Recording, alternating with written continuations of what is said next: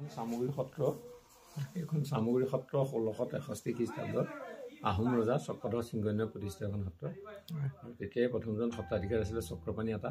সেই চক্ৰপাণি আতাৰ ওচৰতে ৰজা চক্ৰধৰ সিংহই সন্দেহ সত্ৰখনি প্ৰতিষ্ঠা কৰিছিল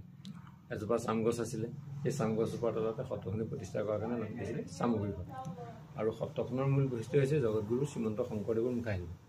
গুৰুজনাই 500 বছৰৰ আগতে নগাঁও জিলা বৰদোৱা থানত চিহ্ন যাত্ৰাৰ ভাঙনি প্ৰথম মুখাকলা তৈয়াৰ কৰিছিল আৰু এইটো এটা পৰম্পৰা হিচাপে চলি আহিছে আহোঁতে 2003 চনত আমাৰ স্বনামধন্য ডক্টৰ ভূপেন হাজৰিকাদেৱে মুখাশিল্পটোক ৰাষ্ট্ৰীয় পৰ্যায়ত স্বীকৃতি দিলে আমাৰ প্ৰথম পিতৃয়ে লাভ কৰিলে এইজন মোৰ পিতৃ আছিলে এইজন খুৰা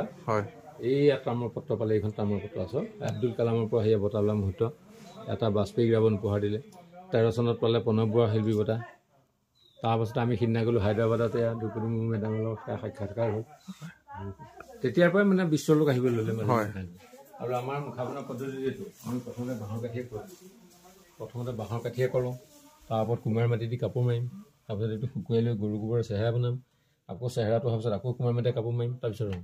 তাৰমানে এটা মুখা বনাবলৈ গ'লে 5টা পৰ্যায় হয় আৰু 3 দিন 4 দিন লাগে আৰু এই মুখাকে আমি 3টা ভাগত বনাওঁ যেনে দেখিছেনে ভগৱন্ত দশৰ পৰা চতুৰ্থ অৱতাৰ ইয়াৰ নৰসিংহ অৱতাৰ বৰ মুখা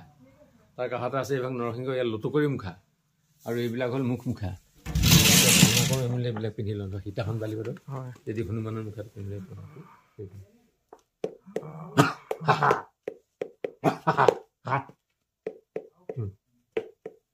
আৰু এইবিলাক সম্পূৰ্ণ ভাওনাত ব্যৱহাৰ হয় যেনে সীতাখন বালিব ৰাৱণ বধ দশ অৱতাৰ শ্ৰীকৃষ্ণ কলংক মোচন আৰু মাজুলীত আমাৰ এটা ৰাস যে উৎসৱ হয় নৱেম্বৰ ৰাসৰ কাৰণে অঘাসুৰ বকাসুৰ পুতনা যিবিলাক বনাবলগীয়াহে বনায়